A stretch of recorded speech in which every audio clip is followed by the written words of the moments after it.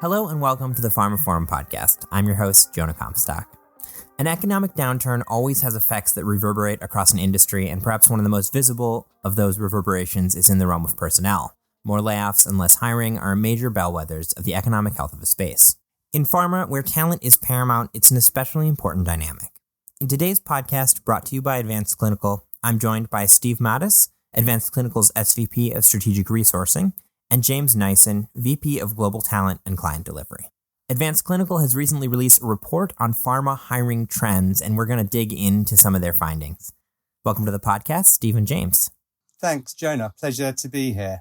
Thank you, John. Nice to be here today.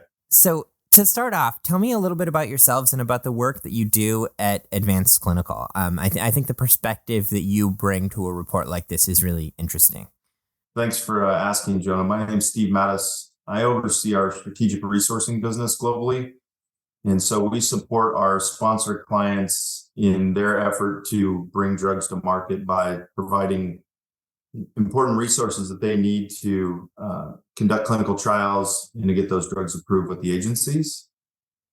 We also have a quality and validation business where we help those companies once they've joined the manufacturing part of their journey, supporting their quality validation work that's necessary to get those drugs manufactured.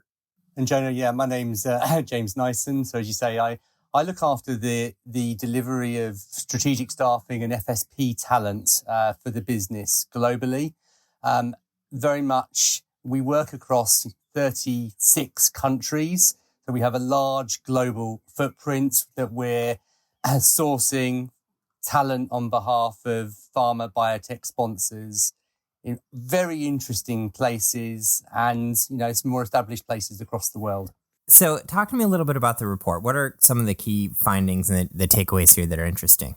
From my perspective, I think we wanted to understand how global economic uncertainty that we're all facing today is shaping supply and demand of the sponsors that we work with in the industry, and then what the consequential impacts are going to be on the talent pool that we engage with. Yeah, the one thing I would add is what levers or what changes our client community are going to be making over the next 12, 24 months as they navigate this themselves, and really understanding, what opportunities that presents and what challenges that presents as they go through this next couple of years. So what is the situation in pharma? I mean, is this a tough market for the folks with the skills?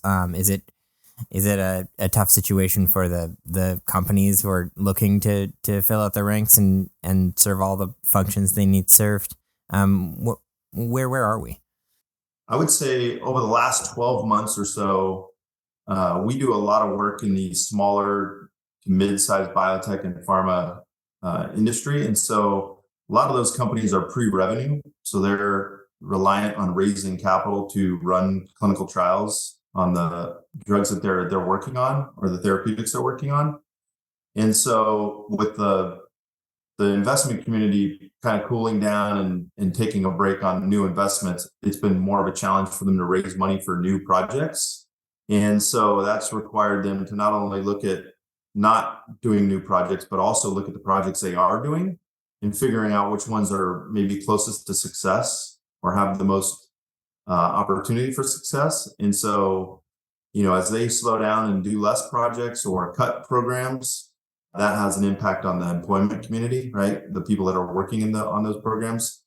And so what we've seen over the last, I would say, year or so, here in the US alone, I think we've had close to 200 companies do layoffs in that community. And some of them are very extensive, right? Some of them have laid off 70, 80% of their workforce. Wow. And then others have just gone away altogether. Companies have closed down and sold off their assets and moved on. So that's made it challenging for the market. And it's made it challenging for some of the employees that are in that world as well. And I think that's reiterated globally. I think also in parallel, what we've seen that's really fascinating as well is larger companies, top 10, we work with a lot of the large pharmas globally. There is been a review post-COVID of their pipeline assets, of efficiencies within their organizations. And there are some programs that are being discontinued that don't necessarily look as attractive as they once did.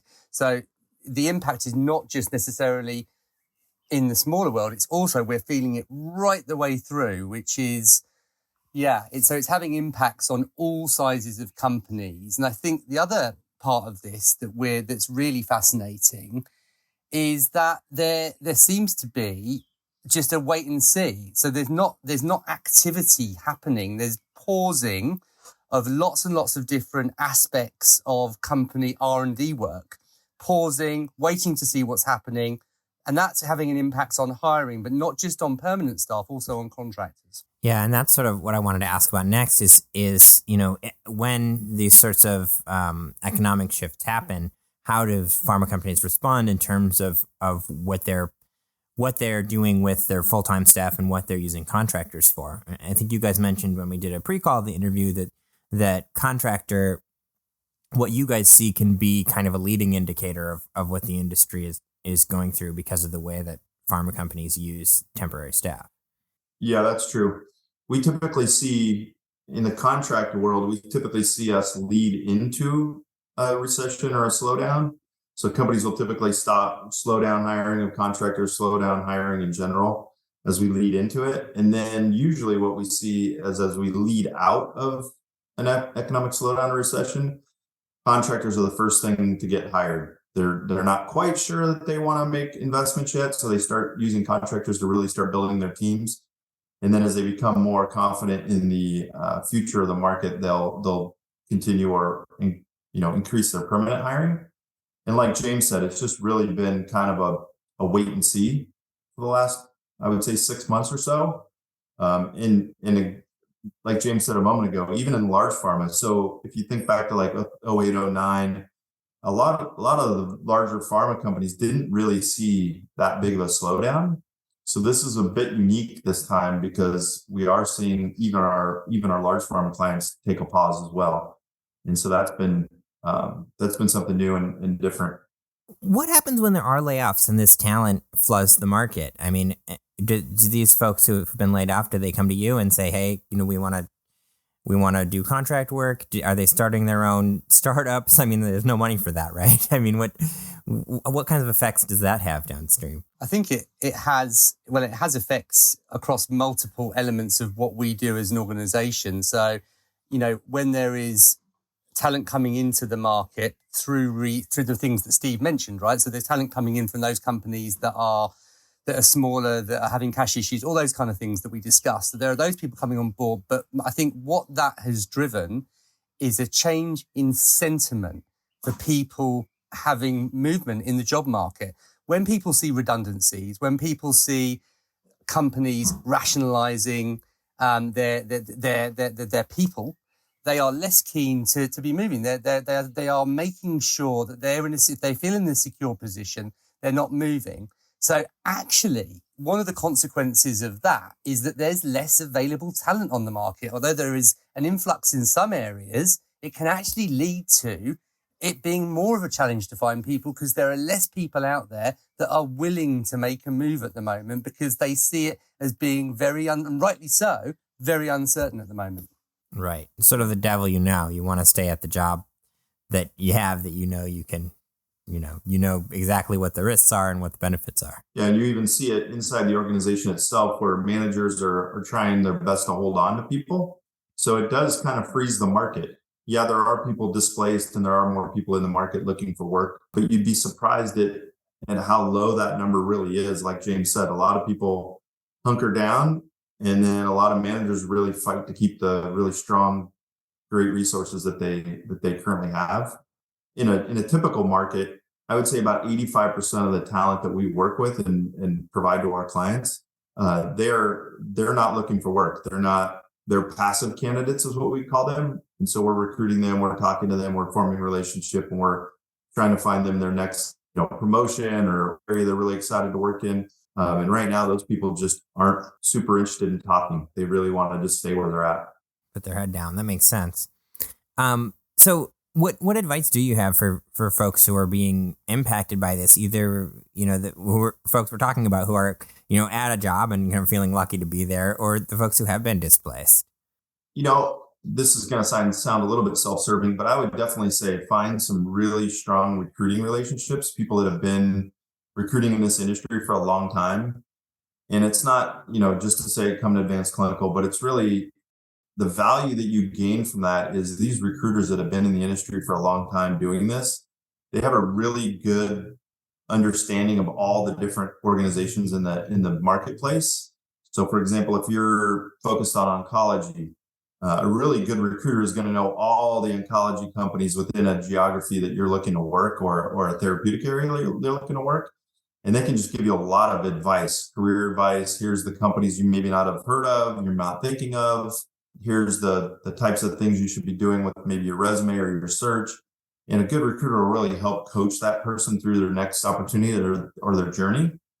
And so I would say, the more relationships you can build outside there is just going to help you as you make that transition. I think the other part of it is be open-minded. We work within FSPs, be open-minded to work within an FSP. If you've worked within big pharma, be open-minded to work within a smaller biotech setting. The skills and experience of some of these people that are coming onto the market might be invaluable with one of our FSP programs or might be invaluable to a really small biotech. So I think don't get stuck just doing what you've always done. Be open-minded to new types and styles of engagement. There might even be open to being a contractor for a short period of time or long term. Are there other groups other stakeholders that are being impacted by this beyond, the pharma companies and the biotech startups and groups like CROs? A lot of people need this talent. And if it's drying up or if the funding is drying up, what else do we see? I think that one of my big concerns is that one of the major consequences of this period of consolidation, lack of hiring, is that the junior talent that we were starting to, for the first time in a long time, to bring in over COVID, companies like ours, CROs, pharma, biotech, were willing to train up people out of college. I worry that is going to stop again, and we will be, in a year or 2 years' time, we'll be back into the war for talent more aggressively, with more difficulty than we were before. So I think the huge gap will be a skills gap for the future. Yeah, I would agree. Here at Advanced Clinical, we started something called the Excel program, where we're bringing in every quarter a group of people that are from outside the industry and maybe some relevant skills, but typically completely outside of the industry, and we're training them. And so we're committed to continuing to make that investment. But, like James said, if that investment slows at different organizations, that could certainly have a long-term effect. Because the reality is there's a lot of people in the industry that, are more than likely going to retire in the next 5 to 10 years. And so if we take a break, you look out 10, 15 years, we could have a serious skill shortage. Related to that, this is all happening against the backdrop of this larger national, international conversation about remote and hybrid work after COVID, and that's certainly generational too. Is this situation putting more pressure on pharma to sort of be more permissive of these non-traditional working options, or is it working in the other direction where they've got a little more of the leverage so they're able to say, come into the office? So that's a really good question. The majority of our companies, our clients have really embraced the remote work and done that. But what's interesting is in that Excel program that I was just talking about, we've got a large group of people new to their career. And one of the things that they've been really vocal about is wanting that in-person engagement. And the reason really is it's a lot easier for them to learn new skills, learn the industry, learn from people that have been in the business for a long time and are experts. If they're sitting side by side and they're just learning through conversations and lunchtime talk and all that. And so, I'm not quite sure where it goes, but I do think people new to the industry are certainly going to require some in-face time with their peers. Yeah, I think that's a really important piece of it. We see that across industries. Yeah, and I think my perception is, Aaron, what Steve said, but I'm seeing it particularly in Europe, there is a little bit, I think, and I see it actually from within big pharma and big biotech, there is a move back to insisting on a number of days a week in the office. And these are often on contracts that were fully remote, they're now insisting during COVID. So people that were hired on fully remote contracts now being drawn into being some days a week based in the office. And I think that there is probably more assertiveness coming from those organizations with the backdrop of everything that we're discussing today. And I think it will be used to I think there is a middle way in this. And I think we will emerge from this probably in 2 or 3 years' time with most companies having some time in the office as part of the working relationship with their employer. I would agree. Even beyond the personnel into, M&A activity, things like that, in terms of how the whole market is going to evolve through this economic time. So are any of those particularly standing out to you or that you want to highlight or chat about? Yeah, I think you're going to see, increased M&A. You already have started to see some of it. And you've also started to see some companies merge together. Even smaller biotechs are coming together. And maybe one has a really strong asset and the other one's already built out a manufacturing facility. And so if they come together, they're stronger together than they are apart. And maybe one has more cash, whatever the case might be. But I think you're seeing more of that. And then you'll for sure see, large pharma use some of their excess capital and go fill their pipeline with new assets as they acquire smaller firms that are, making really good strides in areas like, immunotherapies or gene therapies, things like that. Yeah, and I concur with Steve fully there. I think that there's a lot of companies that are undervalued. There's a lot of companies that are seeking cash and don't necessarily see a clear way forward, that are much more open to acquisition or partnership deals.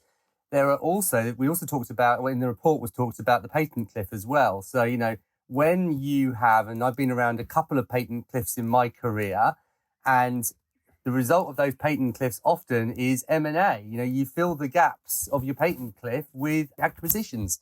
So, I think that will also play a part in further M&A as these very large selling products start to drop down the top 10 list. Yeah, the one other thing I forgot to mention that you just made me think of, James, is that the number of companies that did an IPO, between, let's say, 2000 and 2002, and now their stock price is quite a bit lower than what they IPO'd at or what their maybe top price was.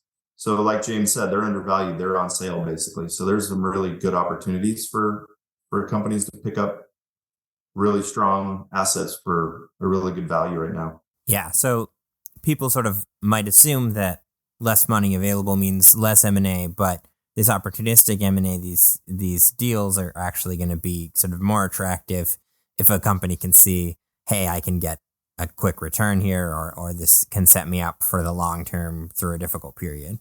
Yep. That makes a lot of sense. Anything else you guys want to talk about? I've got one more, but I want to give you a chance to highlight what's on your mind.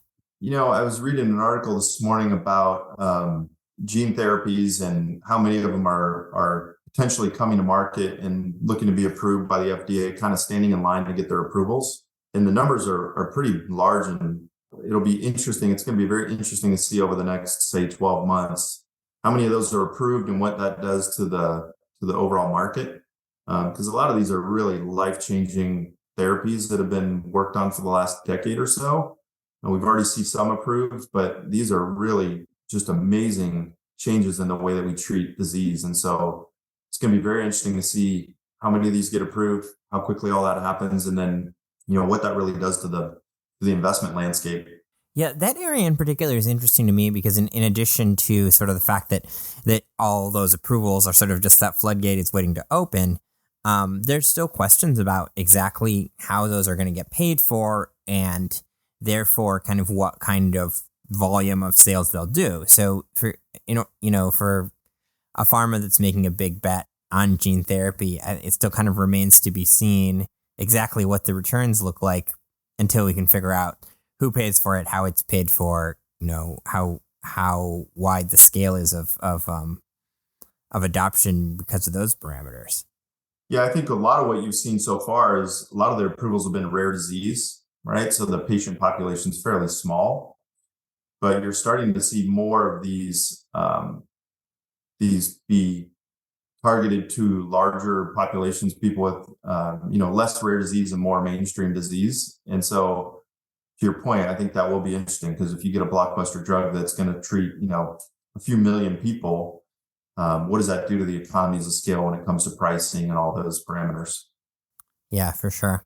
In the call we did before, the pre-call we did for this podcast, we talked a little bit about some of the legislation around contract hiring that has happened in the U.S. It was sort of aimed at Uber and the gig economy companies, but might also be having some unintended effects on pharma contract staffing. I thought that was really an interesting conversation. So if that's not too far afield, Steve, I'd love to hear a few thoughts about that.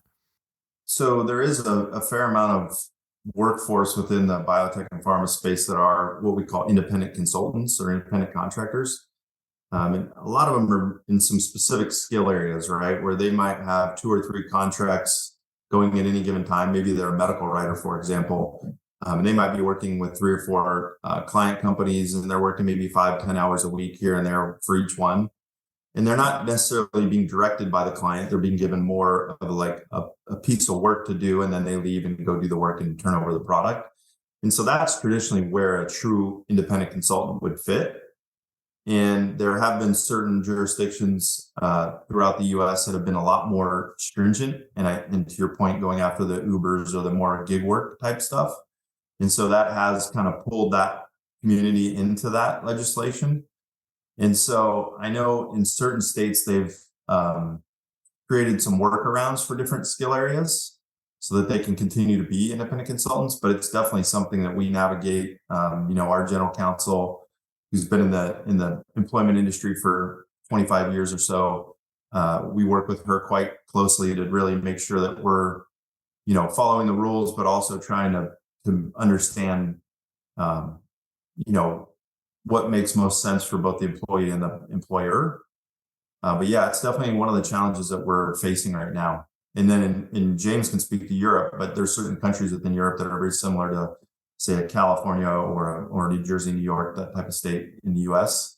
That make the independent consultant situation much more challenging. No, absolutely. And I think the situation in Europe is being looked at from a legislative point of view through the lens of the gig economy. Now, in the pharma world, we're used to using freelancers at a very professional level.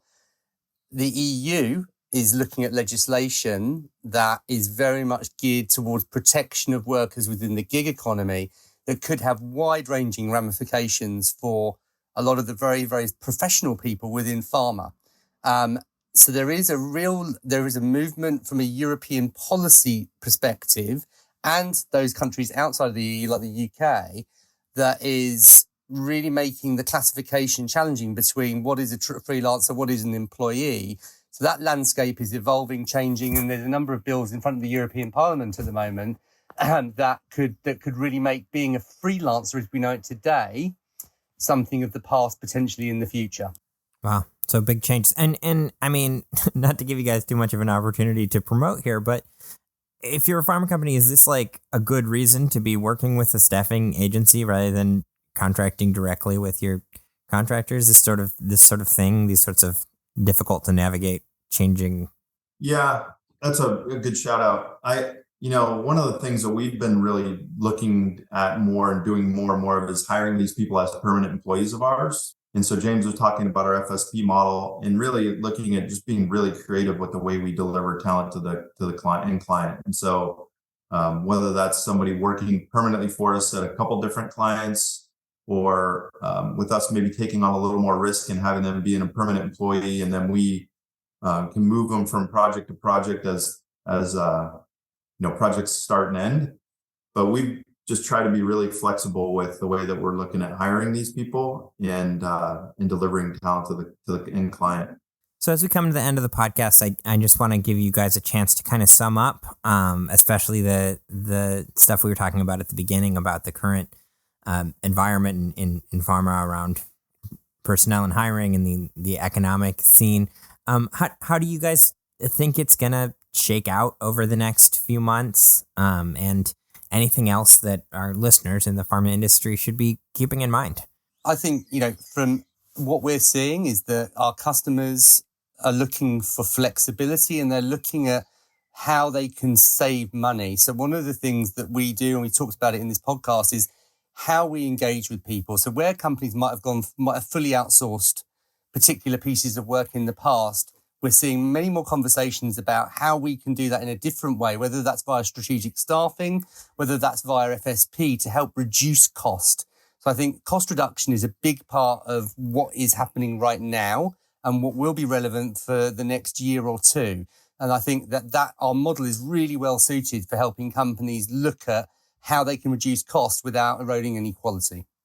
Yeah, the one thing I would add is that, well, two things. The one, like James said, our flexibility and the ability to deliver in a lot of different ways, whether we're outsourcing full studies or helping them partly insource, partly outsource, use contract labor or use an FSP, all those things are very helpful, I think. The other thing I would just say is, we're starting to see more money raised. We're starting to see companies attract capital again. And so I would just say, while we're definitely feeling a little bit of pain right now, the future is definitely bright. I mean, just some of the therapies that have been approved just this year and things that are in the pipeline for approval in the next, handful of months are just life-changing, really amazing changes the way that we treat disease. And so in the long run, I think it's still a wonderful industry. It's got a ton of opportunity. And, we're still super excited about what the future holds. Great. And hopefully things will recover quickly so they can bring that junior pipeline in and avoid that talent gap as much as possible. Absolutely.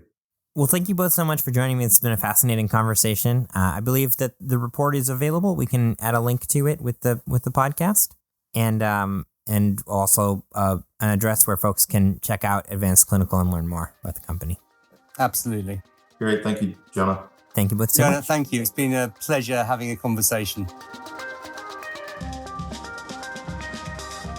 That concludes this episode of the pharmaphorum podcast. You can find more information about this episode, including a download link and information about other installments in the series at pharmaphorum.com/podcast. The pharmaphorum podcast is also available on iTunes, Spotify, Acast, Stitcher, and Podme, where you can find and subscribe by searching for pharmaphorum. And don't forget to visit our website, where you can sign up for daily news and analysis bulletins, and to follow us on Twitter at pharmaphorum. Thanks for listening.